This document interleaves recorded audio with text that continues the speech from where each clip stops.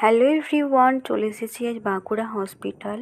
বুকের মধ্যে দীর্ঘদিন ধরে যে ব্যথা হতো, সে ব্যথার জন্য কালকে ডাক্তারখানা গিয়েছিলাম। তো আজকে কিছু রিপোর্ট দিয়েছিলেন, তো সেগুলো করানোর জন্যই গিয়েছিলাম।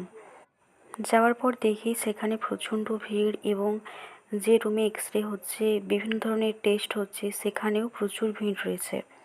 মানুষ 6টা থেকে সকাল 7টা থেকে লাইন দিয়ে দাঁড়িয়ে আছে, না খেয়ে না দিয়ে রোদের মধ্যে।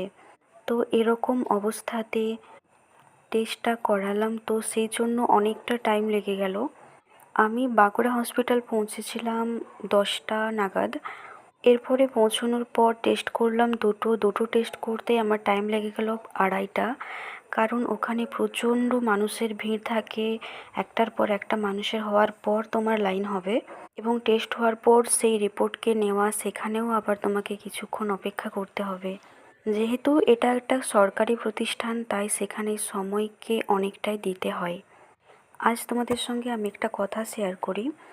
আমি যেখানে এক্স-রে করতে গিয়েছিলাম, ওখানে একটা মেয়ে ছিলেন। তো ওনার বয়স হবে 18 থেকে 20।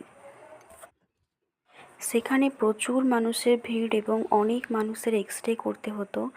প্রতিনিয়ত উনি যাচ্ছেন আর আসছেন, একটা রুম থেকে বেরোচ্ছেন, একটা রুম থেকে ঢুকছেন, এবং প্রত্যেকটা মানুষের সাথে ব্যবহার এতটাই সুন্দর, কখনোই মানুষদের প্রতি বিরক্ত হচ্ছেন না, এবং ওনার ধৈর্য, ওনার কাজের প্রতি দায়িত্ব, সমস্ত কিছুই যেন মুগ্ধ করে। অল্প বাচ্চা থেকে বৃদ্ধ পর্যন্ত প্রত্যেকের সঙ্গেই খুব দায়িত্ব সহকারে তিনি ব্যবহার করেন, এবং প্রত্যেককে সম্মান জানিয়ে ব্যবহার করেন।